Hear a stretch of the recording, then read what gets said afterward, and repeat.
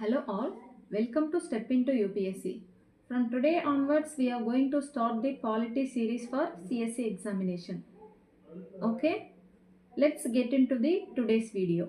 In today's video, we are going to start the historical background of the Constitution. After seeing this video, you can refer the Lakshmikant for better understanding. Right? Let's get into the today's topic. The today's topic is historical background of the Constitution. Okay, the historical background of the Constitution is dealt with in two major headings, that is the company rule and the crown rule. The company rule was started from 773 to 858. This is the time duration for the company rule. Okay, in today's focus is the company rule. In tomorrow we have to look at into the crown rule, right? Let's get into the today's video. We all know that Britishers came to India as traders in the form of East India Company, right? Britishers came as traders and slowly they were started to control us, right? Britishers came to India in the form of traders as charter given by the British Queen. Okay, the British Queen give the permission to this company to trade with India and Southeast Asian regions, right? In the initial times, that is early 600 to 765, the Britishers mainly focusing on their trade with India and Southeast Asian regions. Okay, after the 765, they got the Diwani right from Bengal, Orissa and Bihar region. Okay, Diwani right is nothing but it is a rights over revenue and civil justice. Okay, Diwani is what? It is nothing but it is the right to collect the revenue and the civil justice of these three regions. What are the three regions? The regions are Bengal, Bihar and Orissa. Okay. After they got these two rights, the company's career started as a territorial power in India. Before that, the company is a trading company. After these two rights, the company became a territorial power in India. Okay, to curb this territorial power of the company, the British government started to enact a series of charters or acts in the form of regulating and charter acts. Okay, these laws are come under the company rule. Okay, I hope you clear the introductory part of this historical background. Okay, now let's move into the company rule. In company rule, the first act is to be study is Regulating Act of 773. Okay, this Regulating Act is important for some of the couple of reasons. Let's see the important reasons. Okay, the first important reason is for the first time the Britain government started to control and supervise the affairs of the East India Company. Okay, the Britain government for the first time started to control and regulate the manage or regulate the affairs of the East India Company. Okay, the second important reason is for the first time it recognized the company's political and administrative parts in India. Okay, the last and important point is it laid down the centralization of power of the company in India. Okay, centralization of power is nothing but power is concentrated in a one place. Okay, the power is concentrated in a one place or a person is called as a centralization of power. Okay, this is the a small introduction of the Regulating Act of 773. Let's move into the important features of this act, right? Now we'll move into the features of the Regulating Act of 773. The first important feature of this act is it designated the Governor of Bengal as the Governor General of Bengal and created an executive council of 4 members to assist him. Okay, it is nothing but the Governor of Bengal is called as the Governor General of Bengal. Okay, before they were called as governors, after this act they were called as Governor General of Bengal. Okay, and created a council. It created a 4-member consisting council. This council gives suggestion to the Governor General of Bengal in important matters like collection of revenue, judicial activism, and other important things in which the Governor General want to have any suggestions. Okay, for a small fact here, the first Governor General of Bengal is Warren Hastings. Okay, Warren Hastings is the first Governor General of India. The second important feature of this act is it made the governors of Bombay and Madras presidencies subordinate to the Governor General of Bengal, unlike earlier when the three presidencies were independent on another. Okay, it is nothing but before this act, the governors of Bombay and Madras presidencies were independent. They were act and independently in their region. Okay, they should not come under the control of Governor General of Bengal. They can took decisions on their own. But after this act, they were come under the control of Governor General of Bengal. Okay, the next important point is it provided for the establishment of a Supreme Court at Calcutta in 774. It comprising one Chief Justice and another 3 judges. Okay, this point should not be having any explanation because this point is in itself self-explanatory. Okay, the next important feature in this act is it prohibits the servants of the company from engaging in any private trade or accepting bribe or price in the natives from the natives. Okay, this point clearly said that the servants of the company should not get any prices, bribes or another private trade from the Indians. Okay, the last important feature of this act is it strengthened the control of the British government over the East India Company. It required the Court of Directors to report on its civil, military and revenue affairs in India. Okay, it is nothing but the British government wanted to report the East India Company's Court of Directors. Court of Directors are nothing but they are the governing body of the company. Okay, who are the Court of Directors?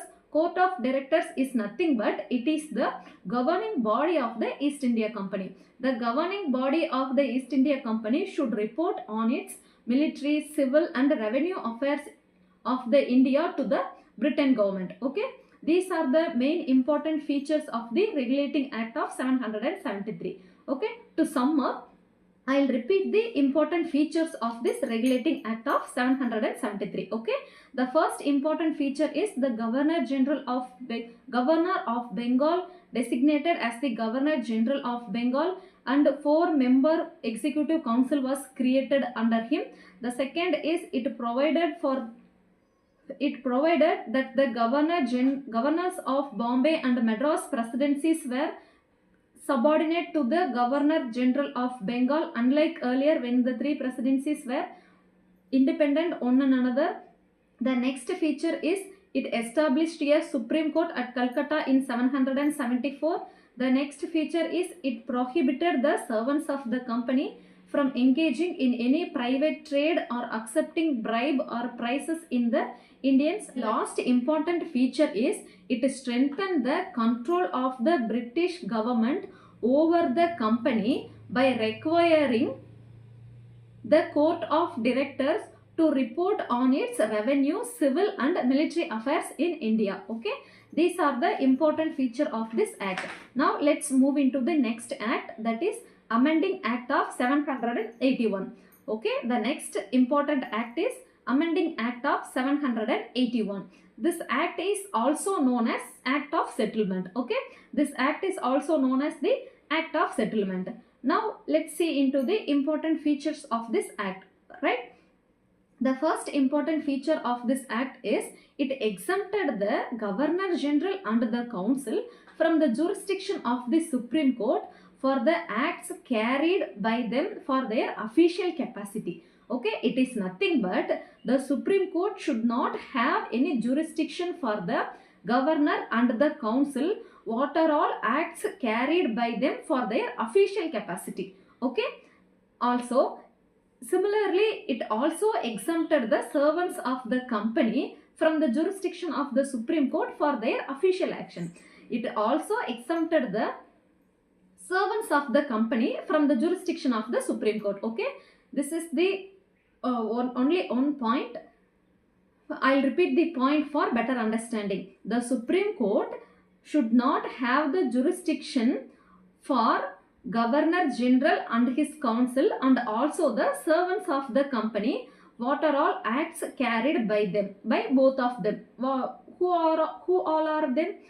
The Governor General and the council and the servants of the company. Okay.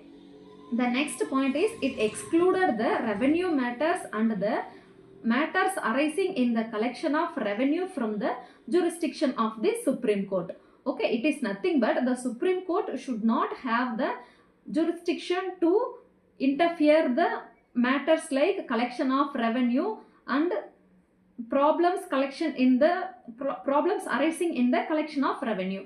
Okay. The next point is the Supreme Court have the jurisdiction of the law of defendants in Calcutta. It is nothing but the Hindus were to be tried according to Hindu laws and the Muslims were to be tried according to Mohammedan laws. Okay. Next important feature is it laid down that the appeals from the provisional courts could be taken by the Governor General's Council and not to the Supreme Court. It is also nothing but the Supreme Court should not have any power to take the appeals came from the lower court. That right goes to the Governor General's Council. Okay. The last point is it empowered the Governor General Councils to frame regulations for the provisional courts and councils. Okay. This point is also in a self-explanatory. Okay. These are the important points of 781 Amending Act. Okay. To sum up this, I'll repeat the points. Okay. This act is also known as Act of Settlement, right? The important features of this act is it exempted the Governor General and the Council from the jurisdiction of the Supreme Court for the acts carried out by them for their official capacity.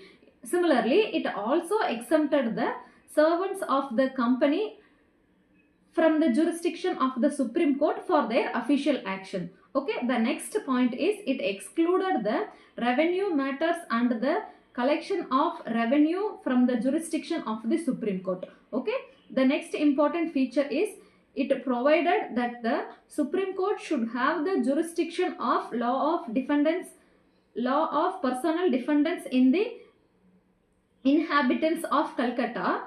Because of this, the Hindus were to be tried according to Hindu laws and Muslims were to be tried according to the Mohammedan laws.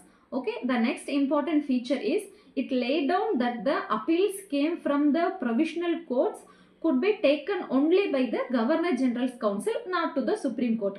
Simply means the Supreme Court should not have the jurisdiction to take the provisional courts appeals. Okay, the last important point is it empowered the Governor General and the Council to frame the regulation for the lower provisional courts and the councils. Okay, we'll move into the next act now, that is Pitt's India Act of 774. Okay, we'll see the important feature of this act now. The first important feature is it distinguished the commercial and political functions of the company. Okay, it distinguished the commercial and political functions of the company. Before this act, the commercial and political functions of the company functioned in an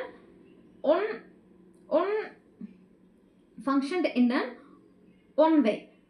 After this act, the functions was separated. Okay.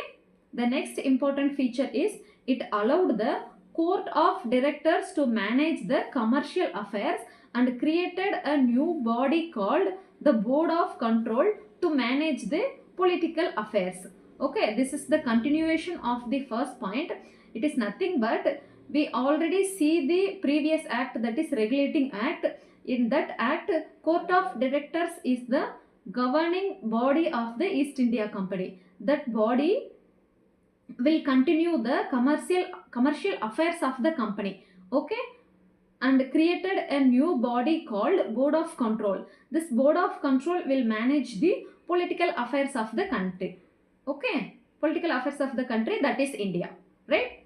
The next important point is it established a system of double government. Because of these two bodies, it established a system of double government. Okay, because one body is managing commercial affairs and the other manages the political affairs. Okay, next is it empowered the Board of Control to supervise and direct all the operations of revenue and military government of the British possessions in India. It is nothing but the Board of Control have the supreme power to supervise and direct the all the matters arising in the British possessions in India. British possessions is nothing but it is the territories come under the control of East India Company. Okay, this Pitt India Act is become very significant for the two reasons. Let's see the what are the two reasons. The first reason is, for the first time, company's territories in India were called as a British possessions in India. Before that, the company's territories are called in the company's territories in India. After this act, the company's territory in India are called British possessions in India. Okay, this is the first important point. The second is the British government was given the supreme control over the civil, military and administrative affairs in India. Okay, the British government have given the supreme control of the Indian civil, military and revenue affairs. Okay, these are the important features of the British Pitt India Act of 784. Okay, to sum up this, I'll repeat the point for better understanding. Okay, the first important feature is it distinguished the commercial and political functions of the company. The next is it allowed the court of directors to manage the commercial affairs but created a new body called Board of Control to manage the political affairs of the company. Because of this, it established a system of double government. Okay, the next point is it empowered the Board of Control to supervise and direct all operation of the civil, military government and revenues of the British possessions in India. This act, the last point is, this act was very significant for the two main reasons. Okay, the first reason is, for the first time, the company's territories in India was called as British possessions in India. Okay, the second important significant point is the British government was given supreme control over the company's territories and manage its civil, military and administrative affairs. Okay, now let's move into the next small act, that is Act of 786. This is a small act. There are two important points to be noted down. Okay, in 786, the Lord Cornwallis became the Governor General of Bengal. Okay, Lord Cornwallis was a most powerful man in the American War of Independence. We will be studying Lord Cornwallis in modern history portion. Don't worry about that. Okay, he placed two demands for this post. What post? That is the Governor General's post. Okay, let's see what are the two posts. He should be given the overriding power of his council in special cases. Okay, he should not taken the advice of executive council in special cases. Okay, this is the first demand. And the second demand is he would be the commander-in-chief of the army in India. Okay, this is the two main important points of regarding this act. Okay, this is very small act. These are the two main important points to be noted down. Okay, now let's move into the next act, that is the Charter Act of 793. Okay, right. We'll move into the important features of this act. Okay, the first important feature of this act is it extended the overriding power given to the Cornwallis and to his council to the all future governor general and his council and the other governors of the presidencies. Okay, in previous act we see no, the overriding power was given to the Cornwallis to the executive council, right? This power given to the all future governor generals and the governors of other presidencies like Bombay and Madras. Okay, the next point is it gave the governor general more powers to control the other governors of Bombay and Madras presidencies. Okay, this is a self-explanatory in nature. The next point is it extended the trade monopoly for a company in India for a period of another 20 years. It is nothing but the East India Company only have the right to trade in India for another 20 years, which means no other company should not have any right to trade with India for another 20 years. Monopoly is nothing but monopoly is a only one entity should be there in a place. Okay, monopoly is nothing but only there is only one entity. Okay, we'll detailedly do what is monopoly and duopoly in the economic section, right? The next important point is it provided that the commander-in-chief would be the member of Governor General's Council unless he was so appointed. It is nothing but the Governor General's Council should appoint the commander-in-chief in his council. Okay. The last important feature of this act was the board of control and his members were henceforth to be paid in the Indian revenue. Okay. These are the main important features of this Charter Act of 793. To sum up this, I'll repeat the points. Okay. It extended the overriding power of the Governor General and the Council to all the future Governor Generals and the governors of other presidencies. Okay, the next point is the Governor General of Bengal given more powers and control over the other governors of Madras and Bombay presidencies. The next point is it extended the trade monopoly for a company in India for another period of 20 years. The next point is it provided that the commander-in-chief should not be a member of Governor General's Council unless he was so appointed. The last point is it laid down that the members of Board of Control and their staffs were henceforth to be paid in the Indian revenue. Okay. With this we completed the Charter Act of 793. Now we'll move into the next Charter Act, that is Charter Act of 813. Okay, the first important feature is it abolished the trade monopoly of the company in India. However, it continued monopoly of the company over the trade with tea and trade with China. It is nothing but this act abolished the trade monopoly, which means what?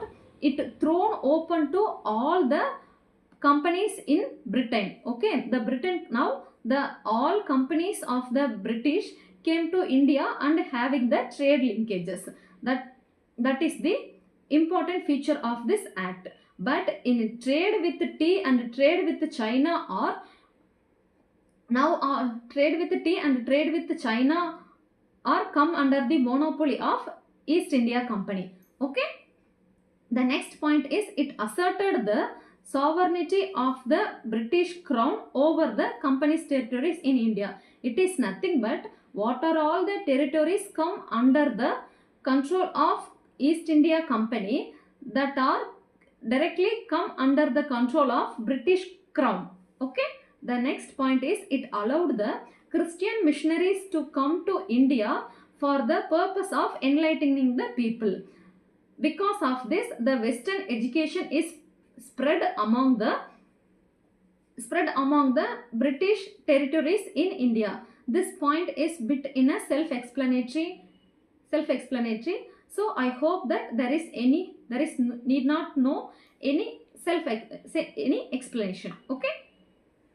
The last point is it authorized the to local government in India to impose tax on persons. Okay, this act authorized the local government in India to impose tax on persons. Okay, and also they could punish the persons should not pay the tax.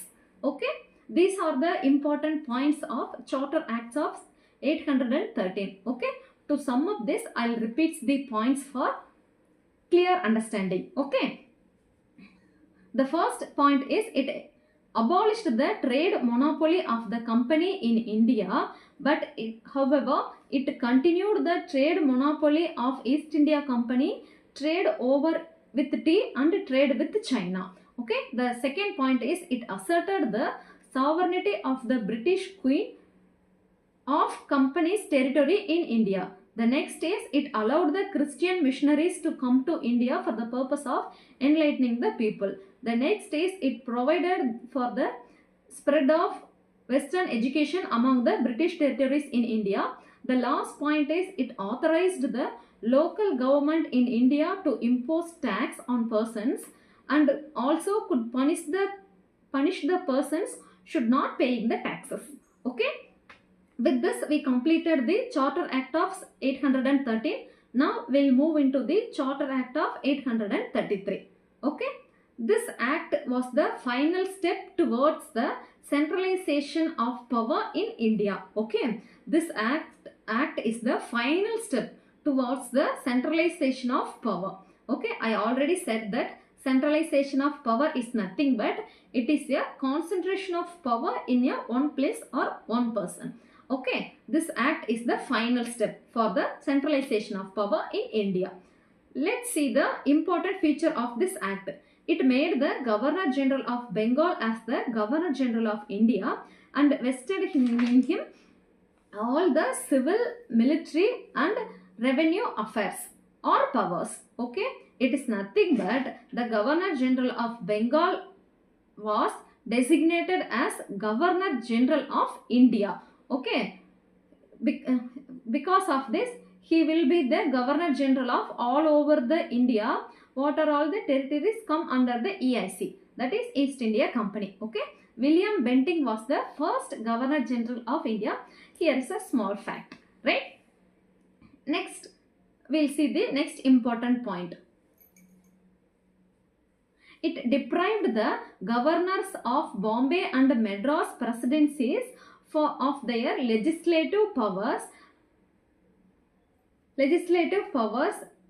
and the Governor General of India was given exclusive legislative powers for the entire British territories in India. Okay, it is nothing but the governors of Bombay and Madras presidencies were disempowered their legislative powers, but the Governor General of India, that is William Bentinck, should have the exclusive legislative power over all the entire British territory in India. Okay.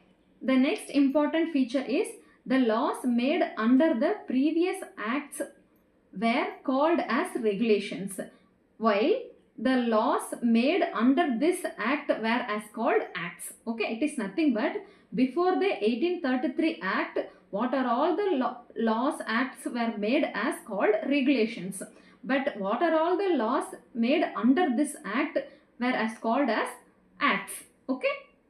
The next important feature is it ended the activities of a company as commercial body which purely came to as an administrative body. This act clearly said that the company's commercial activities are stopped. The company is became as a purely administrative body for the British territories in India. Okay. And the last important feature of this act is it attempted to introduce a open competition for the selection of civil service. It is not for the Indians. But this system was ignored by the executive council. That is why this plan was dropped. Okay. These are the important features of the 833 Charter Act. To sum up this, I have repeats the point for better understanding. Okay, this act was the final step towards the centralization of power in India. Okay, the first important feature is the Governor General of Bengal was designated as the Governor General of India and vested in him all the civil, military and revenue powers.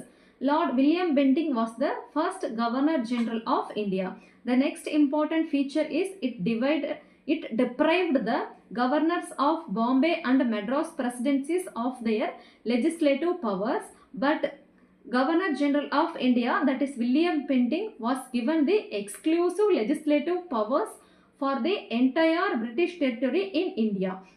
The next important feature is the laws made under the previous acts were as called regulations, but the acts made under this act, that is 833 act, were as called acts. Okay. The next point is it ended the commercial activities of the East India Company. Now the company became a purely administrative body. The last important point is it attempted to introduce an open system of selection of civil servants and including Indians also, but it was opposed by the executive council. Because of this plan was stopped. These are the important features of this act. Now let's move into the last Charter Act, that is the Charter Act of 855. 853. Charter Act of 853 is the last series of charter acts passed by the British Parliament. Okay. Now let's see into the important features of this act. Okay. The first important feature is it separated for the first time legislative and executive functions of the Governor General's Council. Okay. It is nothing but this act distinguished the executive and legislative functions of the Governor General's Council. Okay. The next important point is it provided for the addition of 6 new members called legislative councillors to the Governor General's Executive Council. Okay. In other words, it established a separate Governor General's Executive Council, which came to be known as the Indian Central Council, Indian Central Legislative Council. Okay. This legislative wing of the council functioned as the Britain Parliament functioning. So it is known as the mini parliament because it adopted the same procedures as the Britain Parliament adopts. Okay. The last important point of this act is it successfully introduced an open competition of the selection of civil servants and the recruitment of civil servants. It also included the Indians in this process. Okay. And the last important point, one more last important point, that is it continued the company's rule in India without specifically said any period of time. Okay. These are the important feature of this act. To sum up, I'll repeat the points. Okay. It separated the legislative and executive functions of the Governor General's Council, and the next is it provided for the addition of new 6 members called legislative councillors to the Governor General's Council. And the next important point is this legislative council is functioned as a mini parliament of India. It adopted the same procedure which adopted in the Britain Parliament. The last important point is it introduced an open system of competition of civil service and recruitment. It include Indians also. These are the important points of Charter Act of 853. With this, we come to end of this today's lecture. If you have any doubts or any clarification, you can come and ask in the comment section. I will be reply all your comments and clarifications.